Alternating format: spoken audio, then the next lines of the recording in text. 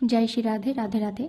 आज के वीडियो उनके लिए हैं जो कन्फ्यूजन में है कि हमें कौन सा मार्ग से दीक्षा लेना चाहिए, और उनके लिए भी हैं जिनको YouTube पर तरह तरह की साधना, तरह तरह की तंत्र मंत्र देख के अलग अलग दिनों में अलग अलग भगवान के ऊपर विश्वास होते हैं, और पहले जिनका साधना करते थे उनके साधना को भूलकर नए एक मंत्र लेकर बैठ गए, नए कोई नाम लेकर बैठ गए, अलग अलग गुरुओं में भटक रहे हैं। बहुत ही ज़्यादा कंफ्यूज है कि कोई कह रहे हैं कि भैरव साधना करने को, तो आपका मन हो रहा है कि भैरव साधना करूं।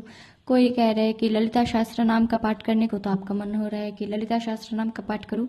तो इतना अगर कंफ्यूजन है, आप प्लीज़ इस वीडियो को देखिए। और अगर आप मतलब गुरु को लेकर भी, संप्रदाय को लेकर भी कंफ्यूजन में है कि किस संप्रदाय से दीक्षा लेना चाहिए, तो भी आप इस वीडियो को देखिए। देखिए, ये 4 मार्ग है, ठीक है। मान लीजिए कि 4 मार्ग है। हालांकि सनातन धर्म में मार्ग का कोई अंत ही नहीं है, तो हमने मान लिया कि 4 मार्ग है। मार्ग का अलग अलग नाम है। अगर आप इस मार्ग से जाते हैं तो ये देखिए, इस मार्ग का नाम है कृष्ण, इसका नाम है काली, ये है शिव जी का मार्ग, ये है राम जी का मार्ग। हमको जाना है इस बिंदु पर, ठीक है। तो आप देखिए, आपको जाना है यहाँ, तो आप जहाँ जाना है वहाँ ज़्यादा गौर करेंगे या फिर मार्ग पे?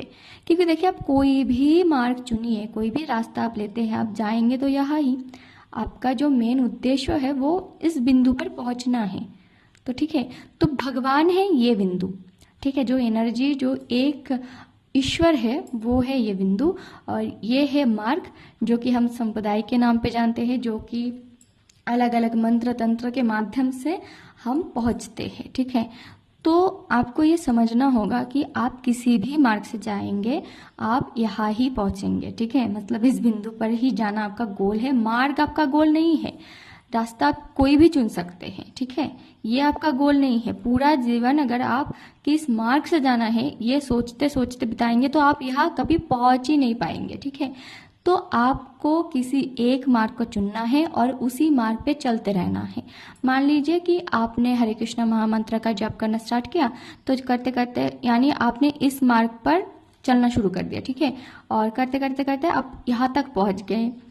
फिर आपको लगा, अरे भगवान तो दिखाई नहीं दे रहे, अरे कोई लाभ नहीं हो रहा है। तो आपने सोचा कि क्यों ना मार्ग को चेंज किया जाए, फिर राम जी के मार्ग से चला जाए। तो आप राम राम जप कर रहे, आप हनुमान चालीसा पाठ कर रहे। फिर आपने, चलो फिर भी ठीक है, आपने फिर जप करना स्टार्ट किया, चालीसा पढ़ना स्टार्ट किया, ठीक है। तो आप यहाँ तक पहुँच गए। लेकिन आप, तो ये जो मार्ग चेंज करना, जो आपने बहुत दिनों तक इस मंत्र का जाप किया, फिर आपने सोचा किसी यूट्यूब वीडियो देख के, किसी इन्फ्लुएंसर के बात को सुन के आपने सोचा चलो किसी ने राम जी का मंत्र करके लाभ पाया, हनुमान चालीसा पाठ करके उनका ये कार्य सिद्ध हो गया, तो क्यों ना हम भी राम जी के मार्ग पर चले। तो ये जो मार्ग चेंज करना ना, ये आपके संस्कार में हो जाएगा, मतलब ये आपका स्वभाव बन जाएगा। फिर आप राम जी के मार्ग पर भी चल नहीं पाएंगे। कुछ दिन जाएंगे, चलते चलते आप विचलित हो जाएंगे कि क्यों राम जी क्यों दिखाई नहीं दे रहे, राम जी मेरा ये कार्य क्यों सिद्ध नहीं कर रहे हैं। क्योंकि आप भूल गए हैं आपका उद्देश्य इस बिंदु तक पहुंचना है। आपका मार्ग उद्देश्य नहीं है। मार्ग कोई भी हो, किसी भी रास्ते से जाए आप, वो एक ही है। तो आपको ये पहले समझना होगा कि ये सब एक ही है, सब एक है, ठीक है। और ये जो आप हर और, सॉरी मैं बंगाली में लिखने वाली थी, ये जब हर और हरि में भेद करते हैं ना, हर और हरि, हर यानी महादेव और हरि यानी आप सब जानते हैं भगवान श्री कृष्ण। तो ये भी एक प्रकार का वैष्णव अपराध है इस पद्म पुराण के अनुसार। ये कोई मैं अपने मन गढ़ंत कहानी नहीं बता रही हूँ, ये पद्म पुराण में कहा गया है कि हर और हरि में भेद करना वैष्णव अपराध होते हैं। तो ये दोनों भिन्न नहीं है। तो आपको पहले ये समझना होगा। और कृष्ण और काली, क्योंकि मैं बंगाली हूँ, मैं इसका महत्व बहुत है बंगाल में कि कृष्ण ही काली है, ठीक है। इनका बीज मंत्र भी सेम है। तो आपको पहले ये समझना होगा कि ये सब एक ही है। किसी भी संप्रदाय में आप दीक्षा ले, ठीक है, आपका मूल उद्देश्य ईश्वर है, वो संप्रदाय नहीं। आपका जीवन का उद्देश्य वो संप्रदाय में दीक्षा लेना नहीं है। संप्रदाय में दीक्षा लेके भगवान का नाम जाप करके फिर भगवान तक, जो कि यहाँ है, यहाँ पहुँचना है, ठीक है। अलग अलग दिन पर अलग अलग यूट्यूब पॉडकास्ट वीडियो देख के आपका मन होता है भैरव साधना करने की, तो आपके गुरु ने जो साधना आपको दिए है आप उसी साधना को कीजिए, ठीक है। भैरव साधना, श्री विद्या, ये तंत्र साधना, ये गुरु के अनुमति के बिना आप अकेले मत कीजिए, किसी बुक को पढ़ के, किसी पॉडकास्ट को देख के, ठीक है। और आपका उद्देश्य आपका कार्य सिद्धि नहीं है कि भगवान का हम जप करेंगे और जप करते करते हमारा ये कार्य सिद्धि होगा। आपका उद्देश्य बहुत बड़ा है, ईश्वर तक पहुंचना है आपका उद्देश्य। और क्या कहने वाली थी मैं, हाँ, गुरु, देखिए किसी भी यूट्यूब में किसी भी वक्ता का प्रवचन सुन के उनको गुरु मत मानिए, ठीक है।